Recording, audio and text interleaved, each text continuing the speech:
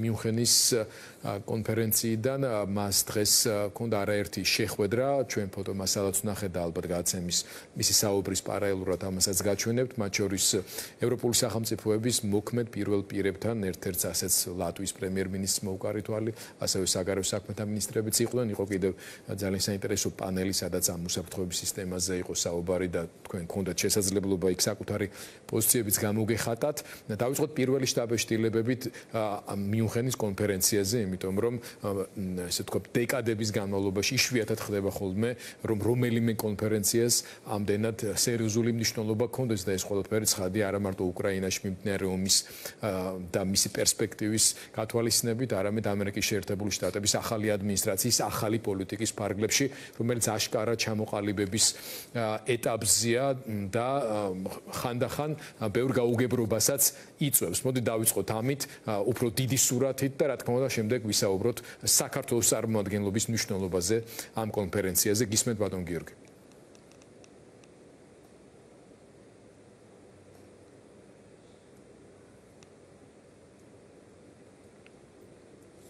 თორშტები არის გარკვეული ტექნიკური პრობლემა, რომელიც რამდენიმე წამში გასწორდება. ჩვენ ახლა უკვე ჩანს კი ბატონო, სხვა შორის ფოტო რომელზე შეხვედრისასაც ჩანდად ეს არ მიხსენებია, ბატონი გახარი იყო საფრანგეთის ევროპის საქმეთა მინისტრი. ბატონ გიორგი, თუ გესმოდა ჩემი შეკითხვა, თორე ძალიან მოკლედ გავიმეორებ, იშვიათად ხდება, რომ ასეთი სერიოზული მნიშვნელობა ჰქონდეს და ყურადღებაც ბუნებრივია ამ კონფერენციის მიმართ, რამდენადაც შეერთებული შტატების ახალი ადმინისტრაციის პოლიტიკის ფორმირების პარალელურად ხდება ეს ყველაფერი. და ნაწილი არის კიდეც პრინციპში იქ წარმომადგენლობის განცხადებებიც და დავიწყოთ უფრო დიდი სურათით, რა მოლოდინები უკავშირდება ამ კონფერენციას და აი ამ დიდი სურათის გათვალისწინებით გარკვეული ჯერ ფრთხილი ოპტიმიზმი, რომელსაც ხანდახან ცვლის ფრთხილი პესიმიზმი ტრამპის პუტინთან საუბრების შემდეგ გაკეთებული კომენტარების, ახლა უკვე ზელენსკის მხარდამჭერი განცხადებები ახალი ადმინისტრაციის წარმომადგენლების თუ სენატის წარმომადგენლების, აი მთლიანობაში თქვენ ამ პროცესს როგორ ხედავთ და ამჩნევთ როგორც ერთ-ერთი მონაწილე ამ კონფერენციის? ფაქტია გიორგი, რომ დღეს მიუნხენში ახალ გლობალურ წესრიგზე დაიწყო საუბარი. გაიხსნა დისკუსია, რა თქმა უნდა, ახალი ადმინისტრაციის მეშვეობით, მათი წარმომადგენლობით რთულია დღეს კონკრეტულად რაიმე რაღაც დახასიათება მიცა ამ პროცესს. გასაგებია, რომ ეს პროცესი არ იქნება მარტივი. ეს პროცესი არ იქნება სწრაფი, მაგრამ ფაქტია, რომ ევროატლანტიკური სივრცის უსაფრთხოების ახალ არქიტექტურაზე საუბარი გაიხსნა. საკმაოდ თამამად, არაერთმნიშვნელოვნად, მაგრამ ეს საუბარი დაიწყო. ჩვენთვის ყველაზე ცუდი გახლავთ ის, რომ საქართველოს ოფიციალურ დონეზე არ იყო ამ პლატფორმაზე წარმოდგენილი. ეს ძალიან ცუდია. მე მესმის, რომ საომე ზურაბიშვილი არის აქ, მეც ჩემს ვცდილობ ჩვენი როლი შევასრულოთ, მაგრამ ეს არ არის საკმარისი. უნდა გვესმოდეს, რომ ოფიციალური ხმა მაინც არის ოფიციალური ხმა და ის, რომ დღეს ოფიციალური ხმა საქართველოსი აქ არ ისმის, მხოლოდ ერთადერთი მიზეზი და ახსნა აქვს. უბრალოდ ჩვენ სტრატეგიულ პარტნიორებს ეს ხმა არ აინტერესებთ, იმიტომ რომ ამ ხმას არ თვლიან არც ლეგიტიმურად, არც ქართველი ხალხის სურვილის ამსახველად და ეს რთული გამოწვევა იქნება შემდეგი თვეების განმავლობაში ჩვენთვის, საქართველოს თითოეული მოქალაქისთვის, განსაკუთრებით მანამ სანამ არ მივაღწევთ ახალი არჩევნების გამოცხადების საკითხს. და რა თქმა უნდა, პირველ რიგში პოლიტპატიმრების უკანონოდ დაკავებული პოლიტპატიმრების განთავისუფლებას და პირველ რიგში მზია ამაღლობელის кейსის გადაწყვეტას, იმიტომ რომ ეს აღმაშფოთებელი და ძალიან სახიფათო მოვლენაა დღეს, რომელიც აი ესე ჩვენ თითოეულ საქართველოს მოქალაქებს აი ესე გვაწევს მძიმე ტვირთად და ჩვენ ყველამ ერთად უნდა მოვახერხოთ. ბატონ გიორგი, მოდით მაშინ აქვე შეგეკითხებით, რადგან თქვენ თავად დაიწყეთ საქართველოს პრიზმიდან კონფერენციაზე საუბარი. გუშინ ევროპარლამენტმა მიიღო ძალიან მძიმე რეზოლუცია საქართველოში მოქმედი რეჟიმის აღწერილობისა და მასთან დამოკიდებულების გზამკვლევის კუთხით, თუ შეიძლება ასე ვთქვათ. ევროკავშირში არ არსებობს სრული კონსენსუსი, მაგრამ ევროკავშირის პოლიტიკური ნება ფაქტობრივად არსებობს სახელმწიფო აბსოლუტურ უმრავლესობაში, რომელთა წარმომადგენლებმაც მიიღეს მონაწილეობა კენჭისყრაში, რომ პერსონალური სანქციების დონეზე და კიდევ სხვა მიმართულებებით ნაბიჯები გადაიდგას. თქვენი კომუნიკაციის დროს ევროკავშირის წევრი ქვეყნების ოფიციალური ხელისუფლების წარმომადგენლებთან თუ შეეხეთ რეზოლუციაში ასახულ მოწოდებებს და რა მოლოდინები გაქვთ ეროვნული ანუ სახელმწიფოების დონეზე რა გადაწყვეტილებებს უნდა ელოდნენ მათ შორის ის ადამიანები და მთლიანობაში რეჟიმი, რომელთა სახელები და გვარებიც ევროპარლამენტის რეზოლუციაში ჩაიწერა სანქციების კუთხით. ვისაც დღეს შევხვდით, მათი პოზიცია ზუსტად ასახავს იმას, რაც ევროპარლამენტის რეზოლუციაში წერია. ეხლა ჩვენ გასაგებია გვესმის, რომ ევროპარლამენტის რეზოლუციას აქვს რეკომენდაციის ძალა, მაგრამ აღმასრულებელ ხელისუფლებაშიც აღქმები და განწყობები არის იგივე. უბრალოდ ჩვენ ყველას კარგად უნდა გვესმოთ ეს, რომ აღმასრულებელ ხელისუფლებას ყოველთვის უფრო მეტი სიფრთხილე ახასიათებს, მაგრამ ეს არ ნიშნავს იმას, რომ აღქმების და შეფასებების დონეზე აქ რაიმე სხვაობა არის. და მე კიდევ ერთხელ გიდასტურებთ, რომ ყველა ის შეხვედრა, რომელიც გქონდა დღეს და უფრო მეტი შეხვედრები და მთავარი შეხვედრები გვექნება ხვალ, რაც მოგცეს მეტ შესაძლებლობას, რომ ესეთი შეფასებები სწორედ გავაკეთოთ. მთავარი გახლავთ ის, რომ ევროკავშირის როგორც აღმასრულებელი, ასევე საკანონმდებლო ხელისუფლების დონეზე ყველა შეთანხმებულია, რომ საქართველოში არჩევნები იყო გაყალბებული, რომელიც არ ასახავს ქართული ხალხის ნებას და ერთადერთი გამოსავალი არის ახალი არჩევნები, თუ ახალ არჩევნებს ვერ მივახციეთ, მაშინ ყველა ინსტრუმენტი, რომელიც გააჩნიათ მათ შორის სანქციებიც უნდა იყოს გამოყენებული. არის ერთი გამოწვევა და პრობლემა, ეს გახლავთ უნგრეთი, რომელიც რა თქმა უნდა მოგეხსენებათ, რომ კონსენსუსს ეფუძნება ევროკავშირის გადაწყვეტილება, მაგრამ არის ამ პრობლემის ავლის მექანიზმი, ეს გახლავთ წევრი ქვეყნების მიერ მიღებული გადაწყვეტილებები და აქაც არავინ გაჩერებას არ აპირებს და მე ვფიქრობ, რომ ყველაფერი ჯერ წინ არის. ბატონ გიორგი, ვისაუბრობთ კონფერენციის მთავარ თემაზე. მთავარ თემა არის უკრაინა, არის ახალი მსოფლიო წესრიგი, როგორც თქვენ თქვით, რომელიც იცვლება. რა მიმართულებით იცვლება? იმიტომ რომ არა მარტო საქართველოში, რომელიც უკრაინის ბედთან ძალიან მჭიდრო კავშირში არის, არამედ მთელს მსოფლიოში, მათ შორის ევროკავშირის წევრ სახელმწიფოებშიც საკმაოდ შეშფოთებულები არიან იმ პირველი, ასე ვთქვათ, რეაქციებით, რომელიც მოყვა ტრამპსა და პუტინს შორის პირველ სერიოზულ სოლიდურ კომუნიკაციას. თქვენ როგორი შტაბ-შტილება გრჩებათ ერთით კონფერენციაზე არსებული განწყობების გათვალისწინებით, მათ შორის ამერიკულ დელეგაციასთან კომუნიკაციის ან გამოსვლების კვალობაზე და მეორეს მხრივ თქვენ როგორ შეაფასებთ უშუალოდ გიორგი გახარა იმას, რაც უკვე მოისმინეთ, რა ტიპის პროცესი მიმდინარეობს ახალ ადმინისტრაციასა და პუტინის რეჟიმს შორის, რისკენ სანამდე შეიძლება მივიდეს ეს ყველაფერი. ვიცი რომ პროგნოზი რთულია, მაგრამ რა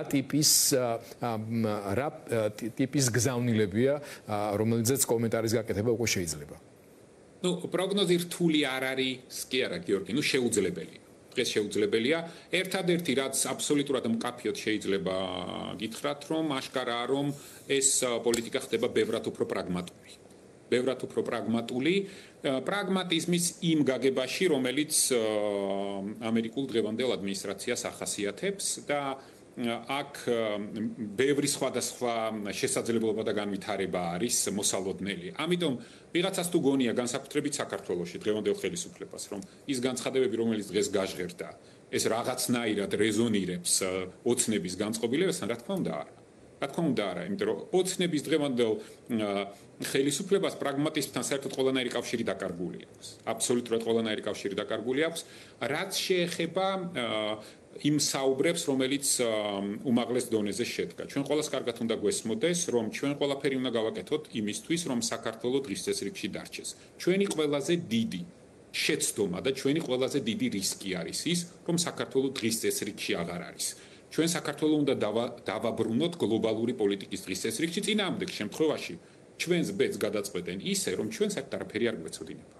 და ეს არის ყველაზე დიდი გამოწვევა, ყველაზე დიდი პრობლემა, რომელსაც დღეს ქართული საგარეო პოლიტიკა ასე ვთქვათ ეჯახება და რომლის გადაწყვეტაზეც ყველანი ერთად უნდა მუშაობდეთ. ამიტომ უნდა შევთანხმდეთ, რომ გლობალურ პოლიტიკაში ახალმა ადმინისტრაციამ შემოიტანა მკაცრი პრაგმატიზმი. ეს მკაცრი პრაგმატიზმი როგორც ჩანს შემდეგი 4 წლის განმავლობაში იქნება მთავარი მახასიათებელი გლობალური პოლიტიკის, რომელსაც განსაზღვრავს თავის მხრივ ამერიკის შეერთებული შტატები. ჩვენ ყველაფერი უნდა გავაკეთოთ იმისთვის, რომ ამ პირობებში საქართველოს დარჩეს პირველ რიგში ევროკავშირის დღის წესრიგში, როგორც მნიშვნელოვანი საკითხი, ისევე როგორც ამერიკის შეერთებული შტატების. აი ბატონ გიორგი, როგორ? ეს არის ყველაზე მნიშვნელოვანი კითხვა, რამდენადაც ჩვენ გვინდა რომ ვიყოთ ამ დღესაზრიგის ნაწილი, მაგრამ ოფიციალურ დონეზე არ ვარ წარმოდგენილები ამ ტიპის ფორმატებში, ამ საერთაშორისო ფორმატებში და მეორეს მხრივ ხვდებით რომ იმისთვის რომ დავბრუნდეთ გვჭირდება ლეგიტიმაციის მატარებელი პოლიტიკური ლიდერები ქვეყნისა, რომელიც ვერ მიიღწევა ახალი არჩევნების ჩატარების გარეშე და ეს ახალი არჩევნები კიდევ ვერ მიიღწევა თუ კი ჩვენი დასავლელი პარტნიორების მხრიდან, არა მარტო ევროკავშირის, ამერიკის შეერთებული შტატების მხრიდან წნეხი რეჟიმზე არ გაძლიერდა. ანუ რაღაც მოჯადოებული წრესავით გამოდის. იმისთვის რომ იქ ვიყო წარმოდგენილი და სათანადო პარტნიორები ვიყო თუნდაც ახალი ამერიკული პოლიტიკის რეალიზებისთვის, ჩვენ გვჭირდება რომ ვიყოთ წარმოდგენილი ოფიციალურად და ვერ ვიქნებით თუ მანამდე ეს ნაბიჯები არ გადაიდგა და ეს ნაბიჯები ვერ გადაიდგმება თუ დასავლეთიდან წნეხი არ გაიზარდა და ყურადღების ცენტრში არ მოხვდით. როგორ უნდა გავარღვიოთ ეს მოჯადოებული წრე? ერთის მხრივ ეს როგორც თქვენ ახსენით მოჯადოებული წრეა და რთულია, სინამდვილეში ასე არ არის და ჩვენ მადლობა უნდა უთხრათ საქართველოს თითოეულ მოქალაქეს, რომელიც დგას რუსთაველზე და ყოველდღე გამოთქვამს პროტესტს. მათ ხარჯზე მათი წყალობით ჩვენ შეგვიძლია დავბრუნდეთ გლობალური პოლიტიკის დღესასრიგში და დღესაც აქ თუ ვართ და დღეს სალომე ზურაბიშვილი თუ არის აქ მოწვეული და მე თუ არ აქ მოწვეული, მათი დამსახურება. ეს ყველამ ძალიან მკაფიოდ უნდა გავითვალისწინოთ. დღეს თუ საქართველოს ჯერ კიდევ არის დარჩენილი დღის წესრიგში და თუ ახსოვთ, ეს თითოეული იმ საქართველოს მოქალაქის დამსახურება, რომელიც დგას რუსთაველზე, რომელიც არის უკანონოდ დაპატიმრებული და რომელიც ამ გზით ებრძვის რეჟიმს. ეს არის რითაც ჩვენის რწმენა, რომ ქართველ ხალხს ქართული ხალხი დარჩა ერთგული, ევროპული და დემოკრატიული ფასეულობების ამის ჯერ კიდევ დასავლეთში ჯერათ. ამიტომ ჩვენ ყველას კარგად უნდა გვესმოდეს, რომ სალამ არ მივახცევთ ჩვენს მთავარ მიზანს, პატიმრების განთავისუფლებას და ახალი არჩევნების დანიშვნას, ჩვენ ყველას ერთად მოგვიწევს ვიდგეთ რუსთაველზე და აი ასე თანმიმდევრულად და ჯიუტად მოვითხოვოთ დღევანდელი არალეგიტიმური ხელისუფლებისგან, რომ საქართველოს პოლიტიკას შესძენოს ლეგიტიმაცია, რომელიც შესაძლებელია მხოლოდ და მხოლოდ ახალი არჩევნებით. წინააღმდეგ შემთხვევაში ჩვენ სულ უფრო და უფრო დავკარგავთ პოზიციებს. მე კიდევ ერთხელ გავიმეორებ და კიდევ ერთხელ ხაზგასმით მინდა აღნიშნო, რომ საქართველოს არის რეგიონის ერთადერთი ქვეყანა, რომელიც აქ არ არის წარმოდგენილი ოფიციალურ დონეზე. ჩვენი სომეხი პარტნიორების და აზერბაიჯანელი პარტნიორებიც აქ არიან უმაღლეს დონეზე წარმოდგენილი. და ჩვენ ყველას კარგად უნდა გვესმოდეს, რომ საქართველოს ყოველთვის ლიდერი იყო მსგავს ფორმატებში. ყოველთვის ლიდერი იყო და ასრულებდა ამ ფუნქციას ღირსეულად. ამიტომ კითხვა მესმის რელევანტურია, მაგრამ უნდა გვესმოდეს, რომ თითოეული საქართველოს მოქალაქე, რომელიც დღეს დგას რუსთაველზე, მათი წყალობით უნდა დავბრუნდეთ და მათი წყალობით ჩვენ ვართ დღეს. ეს რა თქმა უნდა არის ძალიან მნიშვნელოვანი ფაქტორი, თქვენ ხშირ გიყვართ ამზე, უნდა გვესმოდეს, პრინციპში ბევრს რო ესმის, ამიტომაც არის რომ უწყვეტია, აგერ უკვე 79 დღე ეს აქციები, მაგრამ ძალიან დიდი მნიშვნელობა აქვს საქართველოსთან კიდევ უფრო აქტიურ კომუნიკაციას ჩვენი დასავლელი პარტნიორების დარწმუნებას იმაში, რომ მათი მოქმედებებიც კიდევ უფრო აქტიური უნდა გახდეს რეჟიმთან მიმართებაში. მაგრამ ის რომ თავისთავად მიუნხენის კონფერენციაზე არც ერთი რეჟიმის წარმომადგენელი მიწვეული არ არის, ესეც არის ამ დელეგიტიმაციის და არაღიარების პოლიტიკის გაგრძელება. თუმცა ჩემი კითხვა მდგომარეობს შემდეგში, მაგალითად პანელზე, რომელსაც თქვენც ესწრებოდით, სადაც სალომე ზურაბიშვილი გამოდიოდა, წამყვანმა მას დაუსვა ძალიან კონკრეტული კითხვა და უთხრა, აი ამ აქციების პარალელურად კიდევ რა კონკრეტული პროცესი უნდა მიმდინარეობდეს, რა კონკრეტული გეგმაა იმისთვის, რომ ეს შედეგები იყოს მიღწეული. სალომე ზურაბიშვილმა ისაუბრა სხვა შორის რაღაც ახალი ტიპის პოლიტიკური ორგანიზაციების გაჩენაზეც, რომელიც აი ამ საპროტესტო მოძრაობის წიაღიდან შეიძლება ამოიზარდოს და ასე შემდეგ და თქვენ იქ ესწრებოდით პოლიტიკური პარტიის წარმომადგენელი, რომელსაც შეიძლება არ აქვს ძალიან დიდი ხნის ისტორია, მაგრამ მაინც შეგვიძლია ვთქვათ, ჩვენი უახლესი ისტორიის, მაინც ტრადიციული პოლიტიკური პარტიების წარმომადგენელი ხართ, ხო? რამდენად სწორად და მისაღებად მიგაჩნიათ თუნდაც მეხუთე პრეზიდენტის მიერ ასე ხშირად აქცენტების ამ მიმართულებით დასმა და არა არსებულ პოლიტიკურ ჯგუფებთან ერთად ან თუნდაც საზოგადოებრივ საპროტესტო ჯგუფებთან ერთად რაღაც ახალი ტიპის ფორმატის ჩამოყალიბება, სადაც ზუსტად აი ეს გეგმები გაიწერება და რაღაც გარკვეული სტრატეგიით მოქმედება უფრო გასაგები და შესამჩნევი გახდება მათ შორის დასავლეთისთვის, ქუჩასთან ერთად. სიბალე გითხრათ, მე ახალ პოლიტიკური ძალების ჩამოყალიბებაში ვერანაირ პრობლემას ვერ ხედავ. პირიქით ვთვლი, რომ ჩვენს ქვეყანას პოლიტიკური ელიტების განახლება სჭირდება.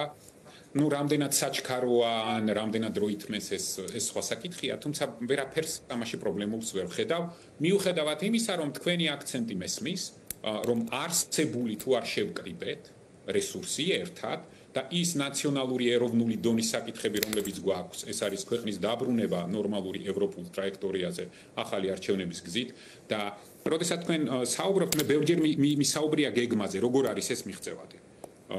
და ეხლა შემიძლია ეს გავიმეორო, აქ არ არის არაფერი სიახლე, ხო? ჩვენ მკაფიოდ უნდა გავაგრძელოთ პროტესტი, რომ ქვეყნის შიგნით არ იყოს ლეგიტიმაცია, ჩვენი დასავლელი პარტნიორები არიან მზად, რომ ამ ხელისუფლებას არ მიანიჭონ ლეგიტიმაცია, უნდა გაგრძელდეს სანქციების პროცესი, ერთმნიშვნელოვნად და ამ, ასე ვთქვათ, კომპლექსური ზეწოლით ჩვენ უნდა მივახციოთ იმას, რომ დავანიშნოთ ახალი არჩევნები. უნდა გვესმოდეს, რომ ეს პროცესი არ შეიძლება იყოს მხოლოდ და მხოლოდ ევროკავშირში, ეს უნდა იყოს ამერიკის შეერთებული შტატები, ეს უნდა იყოს დიდი ბრიტანეთი. ეს კომპლექსური მიდგომა უნდა იყოს, მაშინ, როდესაც ჩვენც ყველამ ერთად ქვეყნის შიგნით დღევანდელი ხელისუფლების დელეგიტიმაციის პროცესი უნდა გავაგრძელოთ და მივიყვანოთ ლოგიკურ დასასრულებლად. ეს ეხება პოლიტიკურ პარტიებს, ეს ეხება პროტესტს და ასე შემდეგ და ასე შემდეგ. რეალურად ყველას კარგად უნდა გვესმოდეს, რომ დღეს ჩვენ გვაქვს ორი ეროვნული დონის ამოცანა. ქვეყნის შიგნით ეს არის პატიმრების განთავისუფლება და ახალი არჩევნების მიღწევა, ქვეყნის გარეთ ეს არის დავეწიოთ მოლდოვას ევროინტეგრაციის პროცესში, რომელმაც უკვე ხედავთ რამხელა ფინანსური სარგებელი მიიღო და კიდევ უფრო მეც მიიღებს, ეს ერთი და მეორე არ მაგნაწილზეც იყო დღეს სპეკულაციები, რეჟიმის პროპაგანდა ცდილობს აუხსნას თავის აუდიტორიას, რომ ეს თურმე დიდი არაფერი შეღავათი არ არის მოლდოვასთვის, რომელიც ესხებია და ასე შემდეგ და ასე შემდეგ. არაფერი არ გამოუვათ. ისინი იმასაც ცდილობდნენ, რომ საქართველოს მოქალაქეებს დაუმტკიცონ, რომ თურმე ბოლო 10 წლის განმავლობაში ივანიშვილი ბიძინა გაღარიბდა საქართველოში და აქ თურმე ბიზნეს არ აკეთებდა და ყოველდღიურად ახალ ინფორმაციებს და კომპანიებს ვიღებთ, თურმე რომლებიც წილი ქონია და ახალ რაღაც ფინანსურ სქემებს ვიღებთ, რომლის საშუალებითაც კაპიტალი საქართველოში ხან შემოაქვს, ხან გააქვს და არანაირ გადასახადს არ იხდის და ეს ეხლა ამას წინათ იყო კიდე საუბარი, აი შემოიტანა და ამაში ცუდი რა არისო და ხვალე რომ გატანა მოუნდეს და გაიტანოს, ამაში ცუდი რა არის? ხო, ну, ცუდი ის არის, რომ გადასახადებს არ იხდის განსხვავებით უბრალო ადამიანებისგან, რომლებიც 300 ლარიანი პროდუქტის გამოწერის პირობებშიც კი 20%-ს ვიხდით, მაგრამ ბატონ გიორგი, სხვა შორის ივანიშვილ ბიძინას რაც შეეხება, თქვენ ერთადერთი ხართ, რომელიც მისი გვარით იწყებთ მის დასახელებას, ივანიშვილ ბიძინაზე თუ გქონდათ ლაპარაკი, საფრანგეთის ევროპის საქმეთა მინისტრთან საუბრის დროს, იმიტომ რომ ევროკავშირის რეზოლუციაში თუ კი რომელიმე სახელმწიფო იყო ნახსენები საქართველოსთან ერთად, ეს იყო საფრანგეთის მთავრობისადმი მართვა, რომ მის მოქალაქე ივანიშვილის მიმართ გაატაროს შესაბამისი ზომები. კი, ქონდა საუბარი, რა თქმა უნდა, ქონდა საუბარი, მინისტრს აინტერესებდა მათი მოქალაქის საქართველოში მოღვაწეობა და რა თქმა უნდა, ახლა დეტალებს ვერ მოვყვები, მაგრამ საკმაოდ ესეთი სერიოზული მაკრონი რო აღარ урეკავს, საერთოდ აღარ დაურეკავს და თუ არ урეკავს, რის ნიშანია ეს მაინც თუ შეგიძლია გითხრათ თქვენი კუთხიდან, მესმის რომ შინაარსი დეტალები ერთადერთი რამ შემიძლია გითხრათ, რომ ეს არის იმის ნიშანი, რომ საბოლოოდ ევროკავშირში, ისევე როგორც ამერიკის შეერთებულ შტატებში დარწმუნდნენ, რომ ივანიშვილი ბიძინა მოულაპარაკებელია. აზრი არ აქვს მასთან ლაპარაკის. იმიტომ რომ პოზიტიური შედეგის დღის წესრიგის მიღწევა არის შეუძლებელი და რამეს თუ მიაღწიეს, მერე არავინ არ არის გარანტირებული, რომ არ გადააგდებენ. და ამიტომ ეს ხალხი ვერ ხედავს ვერანაირ აზრს ამ საუბარში. ეს არის საბოლოო ჯამში შემაჯამებლად, რითი თქმაც შეიძლება. ჩვენი საუბრის დასასრულს რა შეხვედრები გააქვთ დაგეგმილი და რას უნდა ველოდოთ კიდე საინტერესოდ მომდენო 2 დღის განმავლობაში. მომდენო 2 დღის განმავლობაში ყველაზე მნიშვნელოვანი და საინტერესო რაც გვექნება გავაგრძელებთ ევროკავშირის წევრი ქვეყნების საგარეო საქმეთა მინისტრებთან შეხვედრას, კომისიის რამოდენიმე წევრთან დღეს ჰქონდა შეხვედრა და ხვალეც გავაგრძელებთ შეხვედრას და ამერიკის შეერთებული შტატების ძირითადად საკანონმდებლო ორგანოს წარმომადგენლებთან გვექნება შეხვედრა. შეიძლება ბატონ გიორგი ამ საუბრების დროს განსაკუთრებით შეერთებული შტატების პოლიტიკოსებთან შეხვედრის დროს გამომდინარე იმ ახალი ტენდენციიდან, რომელიც ტრამპის დევინსის განცხადებებიდან გამომდინარეობს, იგივე უკრაინის ნატოში გაწევრიანების არა უპერსპექტივობის, არამედ ამ ეტაპზე განხილვის არარელევანტურობასთან დაკავშირებით, რამდენადაც მაშინ, როდესაც ეს გადაწყვეტილება იქნა მიღებული ბუხარესტში, უკრაინასთან ერთად საქართველოს იყო ერთობლივად წარდგენილი და შეიძლება ავტომატურად ეს ასე არ ხდება, მაგრამ დიდი ალბათობით უნდა ვივარაუდოთ, რომ საქართველოსთან მიმართებაში ეს განწყობები შეიძლება დომინირებდეს. და რადგან უკრაინისთვის საუბარი არის ალტერნატიული უსაფრთხოების სისტემით უზრუნველყოფაზე, ხომ არ არის დრო, რომ საქართველოსდანაც პოლიტიკოსებმა დაიწყოთ საუბარი ჩვენს ამერიკელ კოლეგებთან, რომ ნატო შეიძლება ჩვენთვისაც არ წარმოადგენდეს, ასე ვთქვათ, მხოლოდ ერთადერთ გარანტიას, ჩემი აზრით, ყველაზე მნიშვნელოვანს და ყველაზე გარანტირებულს, მაგრამ აი უკრაინასთან დაკავშირებული ამ ახალი მოდელის ჩამოყალიბების ფარგლებში საქართველოსმაც ხوار უნდა გადახედოს და მიიღოს მონაწილეობა ამ პროცესში აქტიურად. საქართველოს ძალიან ფრთხილად უნდა დააკვირდეს ამ პროცესს და ყველას კარგად უნდა გვესმოდეს, რომ ის ინფრასტრუქტურა, ახალი სტრუქტურა გლობალური უსაფრთხოების, მათ შორის უკრაინისთვისაც, რომელიც შედგება, რა თქმა უნდა, ჩვენ ყველაფერი უნდა გავაკეთოთ იმისთვის, რომ ეს კოლგა გავავრცელოთ საქართველოსაც. ეს ძალიან მნიშვნელოვანია. და ჩვენ მიუხედავად ყველაფრისა, ეს როგორც მინიმალური გარანტია უსაფრთხოების, ჩვენ ამაზე უკვე უნდა დავიწყოთ ფიქრი და ამას ძალიან ფრთხილად უნდა დავაკვირდეთ და რაც მთავარია, ამ პროცესების მიღმა არ უნდა დავრჩეთ. ჩვენ უნდა დავიტოვოთ, რა თქმა უნდა, უფლება, რომ ეს არ არის ზუსტად ერთი და იგივე და ნატო შესაძლებელია საქართველოსთვისაც, მაგრამ უნდა გვესმოდეს, რომ დღეს გლობალური ტექტონიკური ცვლილებები ხდება და ჩვენ ყველა მსგავს პროცესში მაქსიმალურად ჩართულები უნდა ვიყოთ და ჩვენი მთავარი მიზანი უნდა იყოს ჩვენი ქვეყნის, ჩვენი სახელმწიფოს უსაფრთხოების მაქსიმალურად დაცვა. და რა თქმა უნდა, ჩვენ უნდა გვესმოდეს, რომ ის გარდამავალი უსაფრთხოების მექანიზმები, რომლებზეც დღეს საუბარია, არავინ არ იცის სინამდვილეში ეს როგორ დასრულდება.